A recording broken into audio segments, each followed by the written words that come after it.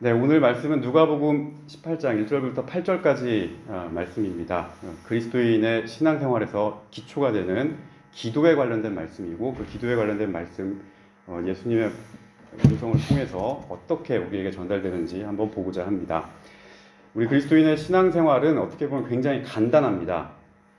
하나님께서 우리에게 내려주신 하나님 말씀인 성경 말씀을 우리가 읽고 그 말씀을 기준으로 삼고 또 그 말씀 속에서 하나님의 뜻을 발견하고 그 뜻대로 우리가 기도를 하고, 그리고 하나님께서 그때그때마다 우리에게 부어주신 은혜와 사랑의 마음으로 우리의 형제와 자매를 사랑하고 섬기고 교제하는 삶이 우리 그리스도인의 기본 신앙생활입니다. 한 개인이 가지고 있는 경건과 그 영성에서 우리 개인들이 모여있는 공동체, 이 공동체 안에서 나누는 사랑의 교제, 그리고 더 나아가서 한 사회와 한 나라, 또 이 세계 위에 임해야 할 하나님의 평화와 하나님의 정의에 이르기까지 우리 그리스도인은 누구나 주님의 말씀을 붙잡고서 그러한 개인으로 그러한 공동체 안에서 사회와 나라 안에서 살아가게 해달라고, 그런 하나님의 뜻이 이루어질 수 있는 곳이 되게 해달라고 이렇게 기도하는 사람들입니다. 오늘은 그 가운데서 여러분과 기도에 관한 내용으로 말씀을 나누고자 합니다. 예수님께서 이 땅 가운데 오셔서 우리에게 선포하신 내용이 그 핵심이 무엇냐고 묻는다면 하나님 나라라고 그렇게 답할 수 있습니다. 예수님께서 이 땅에 오셔서 많은 것들을 보여주시고 또 많은 기적들을 우리에게 보여주셨는데, 그것은 전부 다 이 땅에 하나님 나라가 임하셨다, 하나님께서 너희들을 다스리신다, 하나님의 질서 가운데 우리가 살아간다, 그러니 마음을 돌이키고 그분에게로 나아오라, 회개하라, 그 내용이었습니다. 하나님 나라는 하늘에서, 주님께서 이 땅에 오시기 전에 이미 하늘에서 이루어진 나라이죠. 그리고 동시에 이 땅에서 이루어 가야 할 그런 나라입니다. 하나님의 나라는 이미 이루어진 나라고 아직 이루어지지 않은 이 이미와 아직의 긴장 사이에 있습니다. 주님께서는 이 땅에 오셔서 그 나라를 이뤄갈 수 있는 일꾼들을 부르기 위해 오셨고, 그때나 지금이나 마찬가지로 그런 하나님 나라의 일꾼들을 부르고 계시고 찾고 계십니다. 예수님께서 선포하신 하나님의 나라는 이 세상에서 돌아가는 질서나 이 세상의 나라와는 다릅니다. 우리는 세상 속에서 살아가야 하는 사람들이 있지만 이 세상에 동화되거나 세상의 질서에 복종하거나 세상에 속해서 살아가는 그런 사람들이 아닙니다. 어떻게 보면 이 세상 안에서 이질적인 모습으로, 다른 모습으로 그리스도의 사람으로 살아가야 될 그런 사명을 붙잡고 가는 그런 사람들입니다. 하나님 나라는 이 세상의 나라와 많이 다르고 또 우리가 봤을 때 참 이상한 나라입니다. 이 하나님의 나라, 성경 속에서 말씀하는 하나님 나라를 보면 세리와 같은 죄인이 회개하고 그분께 돌아오면 가장 먼저 선택을 받습니다. 먼저 된 자가 나중되기도 하고 나중됐던 자가 먼저 되기도 하는 그런 반전과 역사도 일어납니다. 하나님과 이웃 앞에서 우월하게, 교만하게 구는 그런 사람을 하나님께서 용납하지 않으십니다. 오히려 가진 것이 없어도, 부족한 게 많아도 겸손과 헌신으로 사는 모습을 가장 하나님과 가깝고 예수님과 가까운 닮은 사람이라고 칭찬하는 그런 나라가 바로 하나님의 나라입니다. 세상은 청결하게 살고 순수한 마음으로 사는 사람을 바보 취급합니다. 그런 사람들을 약자로 몰아서 이용하기 일쑤죠. 하지만 하나님의 나라에서는 그렇게 청결하고 순수한 마음으로 주님과 형제를 대하는 일을 하나님을 보는 사람이라고 칭찬해 주십니다. 마태복음 5장에 보면 마음이 청결한 자는 복이 있나니 그가 하나님을 볼 것이며 라고 말씀하죠. 이 나라를 선포하신 예수님의 눈에 가장 먼저 들어오는 사람들이 있습니다. 그 사람들은 바로 주님 곁에 있었던 헐벗은 사람들, 연약한 사람들, 그리고 무엇 때문인지 몰라도 늘 위축된 마음으로 사는 사람들, 내 지금 처해 있는 상황과 형편에서 간절히 벗어나기를 간구하는 그런 사람들입니다. 예수님께서 가장 먼저 손을 내민 사람들도 있습니다. 육체의 질병으로 힘들어하는 사람, 마음의 깊은 고민으로 치유가 필요한 사람, 이런 사람들에게 주님께서 가장 먼저 손길을 보내십니다.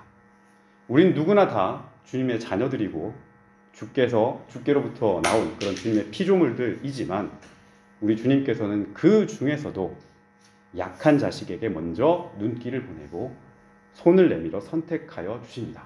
이것이 주님의 마음이고 성경 안에서 작동하는 하나님 나라의 천국의 원리입니다. 그런 예수님께서는 오늘 주님의 말씀을 듣는 무리들을 향해서 하나님 나라를 쉽게 이해할 수 있는 한 가지 이야기를 들려주십니다. 예수님께서 보통 직접 이렇게 얘기하는 경우도 있지만 빗대어서 이야기하는 경우가 참 많습니다. 비유를 들어서 쉽게 이해할 수 있게 그 나라를 말씀을 하십니다. 오늘 말씀도 바로 이 하나님 안에서 살아가는 백성에게 들려주는 비유 가운데 하나입니다. 그리고 그 비유의 내용은 기도에 관련된 내용입니다. 하나님의 임재를 구하는 우리 같은 사람들은 과연 예수님 안에서 어떻게 기도해야 하는지를 말씀하십니다. 여러분은 기도를 다 어떻게 이해하고 계십니까? 또 여러분 생활에서 어떻게 기도하고 계십니까? 이렇게 해달라, 저렇게 해달라, 우리의 어떤 마음에 있는 소원이나 바람, 간구 이런 것들을 우리가 하나님께 제목으로 아뢰입니다. 또 조금 더 깊게 들어가서 기도하시는 분들은 내 뜻대로 하나님께 구하는 게 아니고 내 뜻과 아버지 하나님의 뜻이 서로 맞아서 하나님의 뜻대로 갈 수 있기를 그렇게 기도하기도 합니다. 우리 신앙생활을 하는 분들은 누구나 다 그렇게 기도를 하죠. 그래서 성경은 우리 그리스도인들을 향해서 기도가 매우 중요하다, 이 기도가 굉장히 중요하다는 사실을 강조합니다. 하나님에게서 오는 그 능력과 힘으로 내 힘으로 하는 게 아니고 그 분의 능력과 힘을 받아서 우리가 이 세상의 파도를 헤치고 앞으로 나아가야 하기 때문입니다. 기도하는 과정에서 그 사이에 우리가 우리 자신을 돌아보고 하나님의 뜻을 묵상하고 거기에서 용기를 얻고 지혜를 얻고 힘을 얻고 할 수 있다라고 하는 소망을 얻습니다. 그 힘으로 앞으로 나아가는 것이죠. 오늘 1절 말씀을 보게 되면 그런 맥락에서 1절 말씀을 보게 되면 본문 첫머리에서 예수님께서 뭐라고 말씀하십니까? 항상 기도하라라고 그렇게 말씀하십니다. 쉽게 우리가 이해할 수 있는 말씀이기도 합니다. 예수님뿐만 아니고 사도 바울도 데살로니가전서 5장 17절에서 쉬지 말고 기도하라라고 그렇게 권면했기 때문입니다. 기도란 우리가 날마다 섭취하는 양식과 같습니다. 우리가 매일매일 밥을 먹고 어떤 분은 5끼도 먹고 6끼도 먹지만 보통 삼시세끼 먹고 우리가 지내듯이 끼니 걸으면 반란이 일어나잖아요. 집에서도. 밥을 늘 섭취를 해야 우리가 건강하게 짜증도 안 나고 힘도 나고 무슨 일을 할 수 있듯이 기도란 영적인 생활을 하는 데 있어서 신앙생활을 하는 데 있어서 우리가 끊지 말아야 될 일용할 양식과도 같습니다. 하루도 이 생활을 걸을 수가 없는 거죠. 또 기도는 하나님과 우리 사이에 나눌 수 있는 대화와 같습니다. 영적인 대화입니다. 그러다 보니까 이 대화가 서로 단절이 된 부부 어떻습니까? 가구와 같죠. 함께 있으나 말하지 않는 가구와 같은 관계. 대화가 서로 단절된, 하나님과의 대화가 단절됐다. 하나님과 기도하지 않는 이 관계는 하나님과의 어떤 그 연관성이 없는 그런 삶으로 계속 갈 수밖에 없는 그런 부분이 있습니다. 대화가 단절된 시간이 길어지면 길어질수록 그 관계를 다시 회복하기가 점점 어려워집니다. 거꾸로 대화를 더욱더 활발하게 하면 어떤 일이 벌어질까요?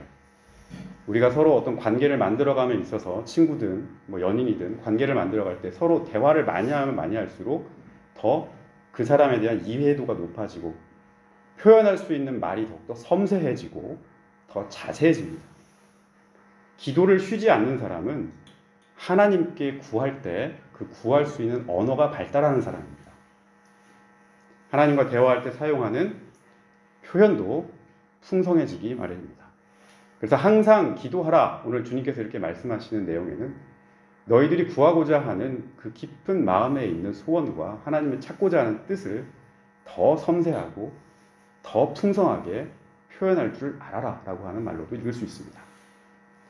그런데 그 바로 뒤에 나오는 말씀이 우리의 앞을 좀 깜깜하게 하는 측면도 있습니다. 주님께서 뭐라고 말씀하시나요? 항상 기도하고 낙심하지 말라 그렇게 말씀하십니다. 항상 기도하긴 하는데 근데 너희들 낙심은 마음이 떨어졌다는 얘기입니다. 심장이 딱 떨어졌다는 얘기예요. 이건 내가 마음을 놔버렸다는 뜻입니다.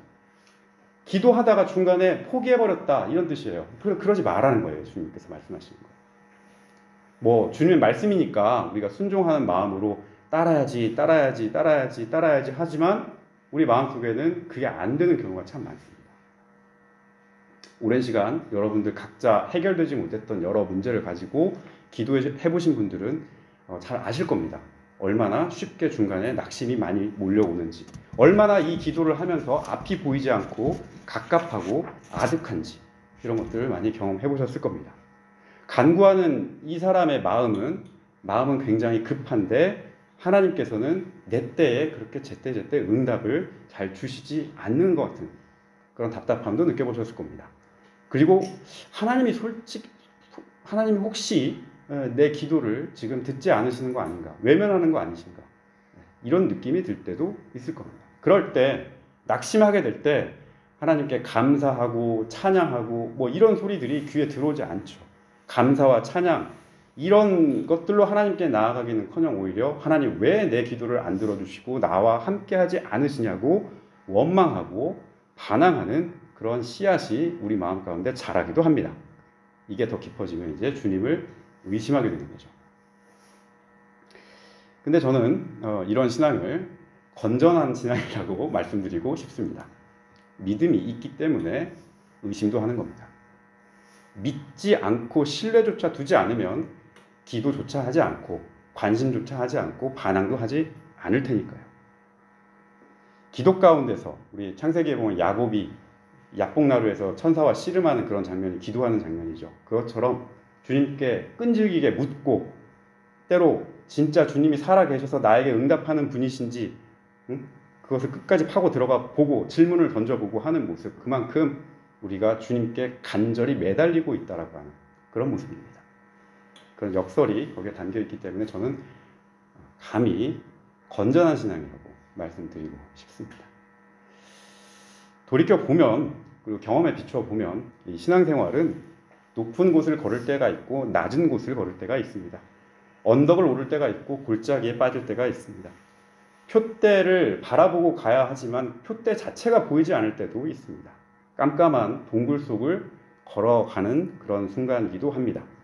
또 많은 말을 하지 않고 그저 침묵으로 견뎌야 하는 그런 시간도 보내야 합니다. 만사 형통하게 해달라고 기도하지만 만사 형통하는 순간은 별로 없고요. 만사 불통의 시간이 많을 때가 있습니다. 전도서에 보게 되면 전도서 3장에 천하 범사에 다 기한이 있고 때가 있다라고 그렇게 말씀합니다. 이럴 때 저럴 때를 우리 신앙생활 하면서 항상 통과를 하게 됩니다. 또 심한 경우는 나는 항상 뭐가 안 되고 저 사람은 항상 형통한 것 같은 그런 비교를 하기도 하죠. 나만 그래서 하나님한테 소외된 것 같고 내 마음만 하나님 앞에서 왜곡된 것 같은 그런 불편한 마음이 들기도 합니다. 하나님의 관심에서 내가 벗어난 게 아닌가라는 생각이 들기도 합니다. 하는 일마다 막히고 앞이 깜깜하고 도대체 내가 어디로 가야 될지 갈피를 못 잡고 그러니 용기도 없고 의욕도 바닥을 치고 심해지면 우울해지고 세상이 말하는 희망도 귀에 잘 들어오지 않는 그런 상태로 빠지게 되는 경우도 있습니다. 이게 바로 낙심입니다. 마음이 떨어진 겁니다. 기도하다가 이렇게 중간에 만나게 되는 이 낙심, 우리 신앙 여정에서 숱하게 마주하게 되는 낙심입니다. 근데 여러분 기억하시기 바랍니다. 낙심을 자꾸 하게 되면 이것도 습관이 됩니다. 가다가 중간에 멈춰버리고 에이 하고 다시 포기하고 마는 이것도 습관이 돼버리고 맙니다. 그래서 꼭 어느 시점에서 이 문제를 넘어가지 못하고 해결하지 못하고 거기에서 중간에서 관두게 돼요. 믿음이 자라지가 않는 겁니다. 그래서 신앙생활도 그렇게 하다 보면 내가 복음을 통해서 이 시험을 통과를 함으로써 한 단계 더 성장하고 주님의 뜻과 더 가까워지는 이 알맹이가 점점점 차곡차곡 알곡이 되어야 하는데 그렇게 되지 않고 내 껍데기만 더 두꺼워지는 그런 형태로 가게 돼요. 교회 나와서 예배는 드려야겠고 은혜를 받은 척은 해야 되겠고 마음은 그렇지 않은데 저도 마찬가지입니다. 이런 것들이 자꾸 낙심에서 나오는 겁니다. 그 낙심은 중간에 포기하기 때문에 나타나는 겁니다. 그러다 보니 영적인 분별력도 사라지게 되고요. 무엇이 하나님 안에서 추구해야 될 우선이고 무엇이 그 다음인지 이 순서조차 내가 잘 정하지 못한, 그래서 예수를 믿고 내가 자유롭게 됐고 내가 회복됐구나 라고 하는 그 믿음의 사람으로 살기보다 예수 때문에 더 힘들어지는 경우가 많습니다. 예수가 내 신앙의 짐이 되는 경우가 많습니다. 그냥 세상의 방식대로 해결하면 되는데, 그냥 직진하면 되는데 예수 때문에 우회로를 계속 타야 되는 그런 모순된 상황이 우리한테 나타나게 됩니다. 하나님께서 우리에게 기도 응답을 그냥 우리의 때에 맞게 우리의 원하는 그 수준만큼 착착착 이렇게 동전 넣으면 커피 나오듯이 이렇게 주면 얼마나 좋겠습니까? 그러면 우리가 기도할 맛이라도 나고 기도하는 어떤 뭐가 이렇게 보이는 게 있으니까 뭔가 믿음도 더 가게 되고 더 하나님을 더 따르게 될 것 같은데, 보통 하나님의 응답은 그런 내 타이밍에 오지 않습니다. 하나님의 때와 하나님의 뜻이 우리의 때와 맞지 않는 경우가 거의 99.9%입니다. 그래서 신앙생활을 더 깊게 할수록, 더 오래 할수록, 하나님과 교제의 끈이 더 깊어질수록 하나님께서는 우리에게 요구하는 게 있구나라고 하는 것을 알게 됩니다. 인내, 기다림, 그 가운데서 찾게 되는 하나님의 뜻, 이것을 우리에게 끊임없이 요구합니다. 구약에 보면 예언자들이 마음이 불타는 마음으로 하나님께 왜 저렇게 부패하고 저렇게 잘못되어 가고 있는 이스라엘 보면서 왜 심판하지 않으시냐고 하나님께 묻습니다. 근데 하나님 응답하지 않으십니다. 하나님의 때에 그 말씀을 전해라 라고 그렇게 얘기할 때까지 잠잠히 기다립니다. 예레미야 선지자는 그래서 하나님과 늘 뭐 한다고 얘기하냐면 내가 하나님과 다툰다고 얘기합니다. 왜 하나님은 내 때에 응답하지 않으십니까? 구약의 예언자들은 하나님과 그렇게 늘 고민하고 갈등하는 사람들이었어요. 우리도 마찬가지입니다. 정도의 차이가 있을 뿐이죠. 신약의 사도들도 마찬가지였죠. 하나님의 때를 기다리고 언제 하나님께서 예수님께서 다시 오시는지 그 때를 늘 기다리고 기도하고 나아갔지만 하나님께서는 그때 그 맞게 응답하지 않으셨던, 오직 하나님의 때와 하나님의 그 시기에 맞게 응답하셨던 것을 보게 됩니다. 신앙인은, 우리 그리스도인은 바로 그러한 하나님의 때를 기다리는 사람이고 인내할 줄 아는 사람이어야 한다는 말씀입니다. 예수님께서 이러한 우리의 상황을 잘 알고 계셨습니다. 잘 알고서 낙심치 말라고 우리에게 말씀하고 계십니다. 예수님께서 이 말씀을 하실 때 표정을 여러분 한번 상상해 보시기 바랍니다. 항상 기도해라. 근데 낙심하지 말아라. 이렇게 준엄하게 그렇게 말씀하셨을까요? 저는 그렇게 보지 않습니다. 항상 기도해라. 근데 낙심하지 말고 그래도 주님 뜻을 기다리라. 아마 여러분들을 마음을 알고 읽고 그 마음을 북돋는 마음으로, 그런 모습으로 예수님께서 말씀하셨을 것 같습니다. 오늘 말씀에 과부와 재판관이 등장을 하게 됩니다. 근데 이 재판관이 좀 독특한 사람입니다. 하나님을 첫 번째 두려워하지 않는 사람이고요. 두 번째 사람을 무시한다고 합니다. 이게 대충 어떤 성격인지 알 것 같아요. 재판관이라고 하면 오늘날로 치면 판사죠. 이 판사는 시비를 가리는 사람입니다. 자기의 판결에 따라서 사람의 미래가 달라질 수도 있습니다. 누구에게는 인생이 걸린 문제이기도 하죠. 그래서 판결을 내리기 전에 굉장히 심사숙고해야 하고 원칙을 따르자면 불의가 아니라 정의의 원칙을 따라야 하는 그런 사람입니다. 근데 이 재판관이 그런 사람이 아니었던 것 같습니다. 나에게 판결을 할 수 있는 지혜로움을 주는 원천인 하나님도 경외하지 않는 사람이고, 내 지금 내리는 이 판결에 의존해야 하는 저 사람의 형편도 별로 고려하지 않는 그런 사람입니다. 예수님께서 7절 말씀을 보게 되면 이 사람이 어떤 재판관이냐고 말씀하냐면 불의한 재판관이라고 말을 합니다. 이 판사로서는 굉장히 자존심이 상하는 말입니다. 영성 없는 목사, 실력 없는 성악가, 이런 거하고 비슷한 겁니다. 자존심 엄청 상하는 거죠. 그런 사람. 근데 이 사람은 그 얘기를 들어도 별로 개의치가 않아요. 뭐 그런 평가, 그런 평가지. 성격 자체가 귀찮으니까 빨리 해결해버리고 나는 좀 쉴래. 이런 사람인 것 같아요. 근데 이런 사람이 이 재판을 맡게 됐습니다. 하지만 과부의 입장은 이 재판관의 입장과 다릅니다. 매달릴 곳이 이곳밖에 없어요. 이곳 하나밖에 없습니다. 오늘 본문을 보게 되면 1절부터 8절 사이에 원한이라고 하는 단어가 4번이 나옵니다. 원한. 이 여인이 얼마나 억울한 상황에 처해 있는지를 우리가 알 수 있는 대목이에요. 그래서 이 사람이 쌓여있는 이 원한을 풀려면 어디에 가서 호소를 하고 문제 해결을 봐야 하는데 그 문제 해결할 수 있는 길이 딱 한 군데밖에 없는 겁니다. 비록 내 문제를 해결해 줄 수 있는 저 재판관이 정의롭지 못하고 불의한 재판관이지만 내 문제를 해결할 수 있는 유일한 길은 저곳밖에 없어. 지금 이런 상황인 겁니다. 만약 이 여인이 저 사람 불의하니까 정의의 편이 아니니까 나 같은 사람한테는 별로 관심이 없으니까 내가 아무리 간청을 해봤자 안 들어줄 게 뻔하니까 그렇게 하면서 중간에 포기해버리고 낙심해버렸다면 어떻게 됐을까요? 예수님께서 오늘 비유를 통해서 말씀하시는 초점이 바로 여기에 있습니다. 기도는 그 문제를 안고 간구하는 그 사람에게 달린 문제입니다.